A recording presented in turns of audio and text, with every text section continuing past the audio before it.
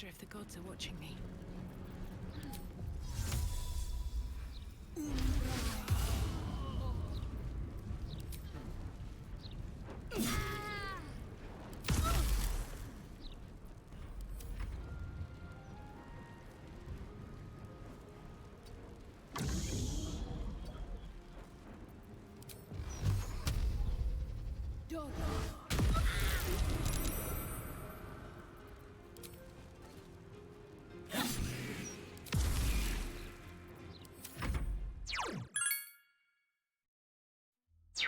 How's it going, everyone? Roslyn here. So I put up a poll a while ago asking if you wanted to see Baldur's Gate 3 videos from me, and the majority of you said yes, so let's kick things off with the build I used for my main character, a Bard Warlock Multiclass. Because this was for my main character, I did have a number of goals in mind with the build. First of all, I wanted the main character to be the face of the party, handling all the dialogue options, and I also wanted them to be able to handle a wide range of situations both in and out of battle, and for this the Bard was a perfect fit.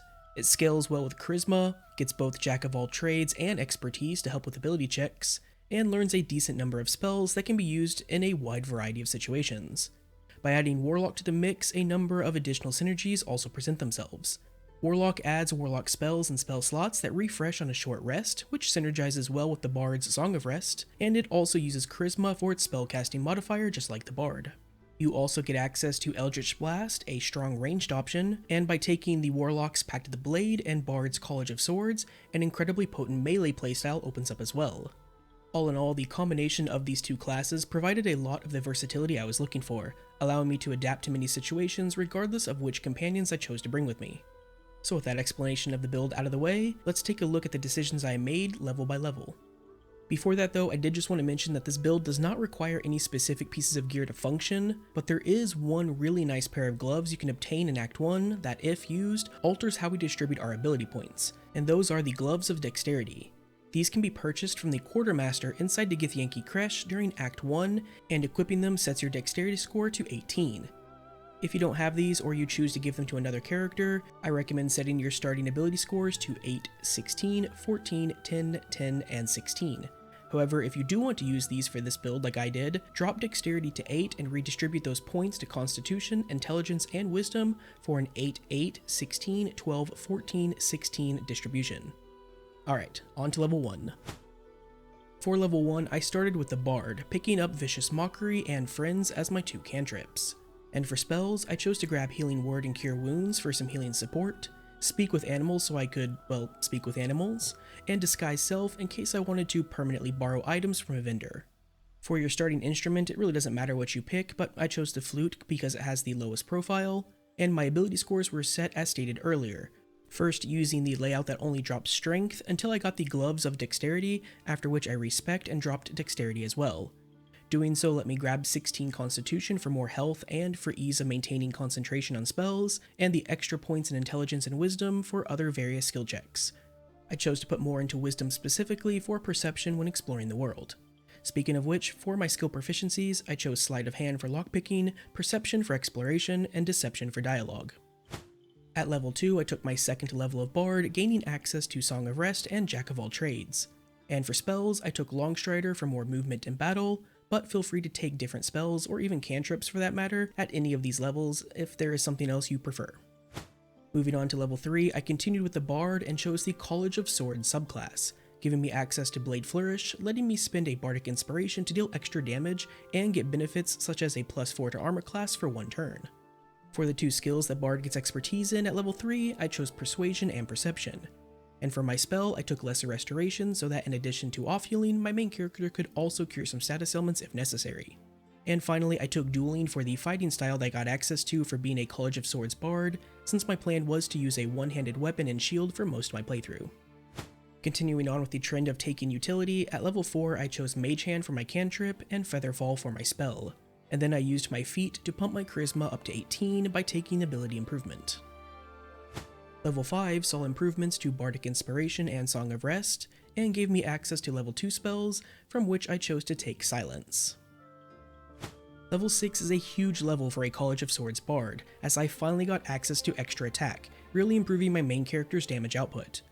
I also took my first damaging spell in Shatter here, as I found myself wanting instantaneous AoE damage often at that point in the game. Finally, at level 7, I diverged from Bard and jumped into Warlock, picking up the incredibly powerful Eldritch Blast cantrip, as well as Bone Chill for some extra utility against enemies that liked to heal. For my subclass, I took the Fiend, but this build doesn't take enough Warlock levels for this to be super impactful, so any subclass works. And then for my 2 Warlock spells, I took Arms of Hadar and Hex. At level 8, I took my second level of Warlock and picked up Armor of Agathis for my spell. And then I got to choose my 2 Eldritch invocations. Agonizing Blast was an easy pick to help power up Eldritch Blast, and for my second, I chose Devil's Sight, letting me see in darkness up to 24 meters, but more importantly, in magical darkness. And that was because at level 9, I took my 3rd level of Warlock and grabbed the Darkness spell, which when combined with Devil's Sight and Defensive Flourish from Bard, turned my main character into a dodging fiend that could literally solo tough enemies and even bosses. But Darkness wasn't the only powerful thing that a 3rd level Warlock provided me. This was when I got access to Pact of the Blade, which gives me Bind Pact Weapon. This allows me to bind whatever weapon is currently in my main hand to me, making it magical, making me proficient with it if I'm not, and causing me to use my Charisma modifier instead of my Strength or Dexterity modifier for attack rolls. At level 10, I went ahead and took another level of Warlock where I picked up Blade Ward for my cantrip, but the main reason I took a 4th level of Warlock was to get access to Misty Step for more maneuverability in battle, and so I could pick up a second feat, choosing to take ability improvement in order to boost my charisma to 20. Finally, to round the build out, I decided to multi-class one more time, this time into Fighter. Doing so gave me another fighting style, with which I chose Defender for the extra +1 to armor class, but the real benefit to dipping into Fighter came at level 12, Fighter level 2, where I got access to Action Surge.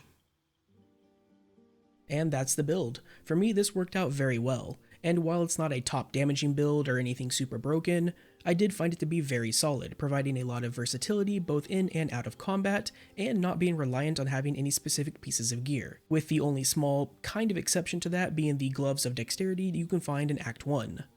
There is also room for customization here, as the core parts of the build are actually only the 6 levels of Bard and 3 levels of Warlock, so those last 3 levels could be moved around to other places if you wanted to experiment with it. Anyways, if you have any questions about the build or any other game that I cover, feel free to hit me up over on Twitch at twitch.tv/RoslinGaming or my Discord server, both of which are linked in the video description below. And of course, if you liked the video and liked the build, please be sure to like and consider subscribing to the channel if you haven't already. And until next time, take care.